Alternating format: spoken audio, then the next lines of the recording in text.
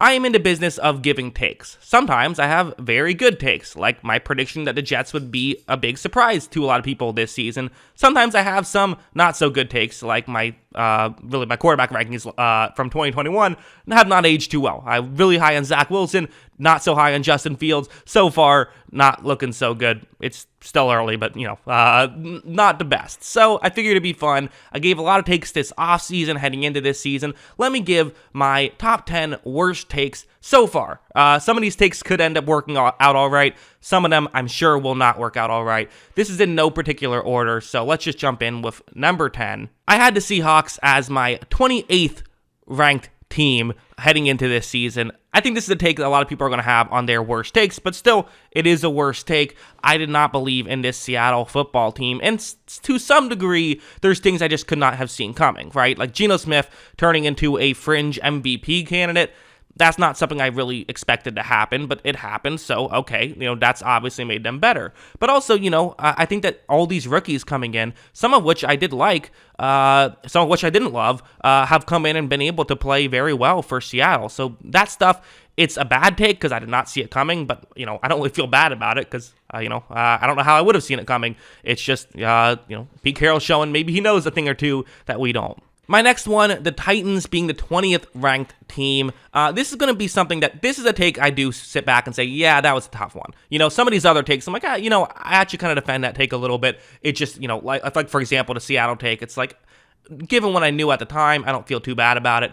Titans, given what I knew at the time, I still probably could have been higher on them. I get why I was lower on them because of the fact that, I didn't love certain aspects of the team. I think I was right about certain aspects, but I overblew those issues. For example, I thought losing A.J. Brown would hurt their offense, but their offense has still been able to piece together what they need to do to at least be competent, especially with their great secondary that I thought would still be good. I didn't quite have it as elite just yet, but it kind of has been at least very good so far. The last thing is I massively did not expect, I think I underestimated Jeffrey Simmons, who I always loved as a player. The guy's incredible, but I kind of underestimated how much he would help the talent around him. I think he's made the talent around him look very good. They've gotten a lot of pass rush, which I didn't think they would, so those are kind of my mistakes and why I was wrong about the Titans. At least I have been so far. On the flip side, how about me having the Colts at 6th from one end to the other?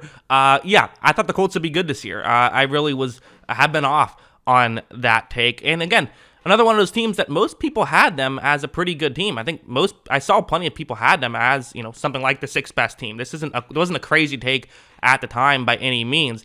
I thought their defense would be better. Defense has taken a step back, and I certainly thought Matt Ryan would be better. I thought that maybe being in a better situation, things would work out better for him. Turns out it's a worse situation. Did not see the offensive line regressing at all. Did not see Jonathan Taylor regressing coming. Receiving core has actually been kind of a plus this season. Alec Pierce has been good, but it's just been a bit of an issue right now. So yeah, in hindsight, definitely not my best take. The Cowboys being the 24th ranked team, it might have been my worst take of this offseason. I think it is. I think so. Especially because the reason I was worried about the Cowboys was their secondary, which has been a huge plus this season. I didn't believe in Trayvon Diggs. Okay, hand up. I was wrong about that one. All right. I think that's a big issue of why I have been so wrong about the Cowboys. They generate turnovers at a high rate, which, to some degree is controllable. Everyone likes to say it's luck. There is an element of control to that as well. Good defenses generate turnovers. That's what they've been able to do.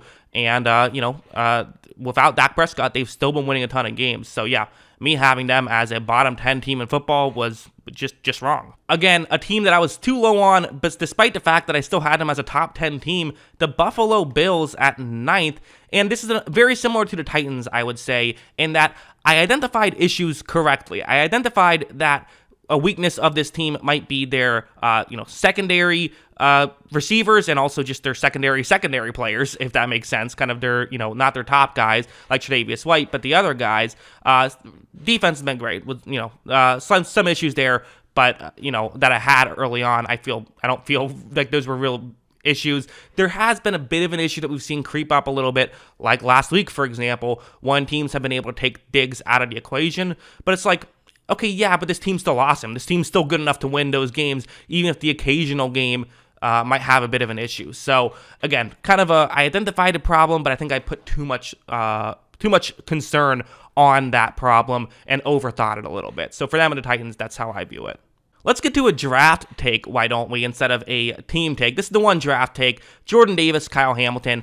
Another take that I think is interesting, because I think I was wrong. The reason I put them together is I think I was wrong for the same reason. I think this is an example of, I watched these guys tape and said, there's some issues here. And there absolutely were some issues. I think I just, again, overblew those issues.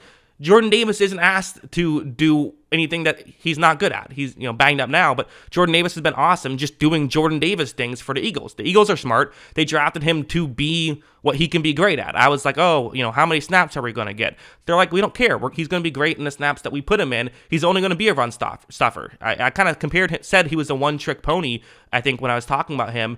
And I still kind of agree with that, but he's a one-trick pony that's great at a trick and is only asked to do that one trick, so who cares? He's good at that. Again, I overthought it.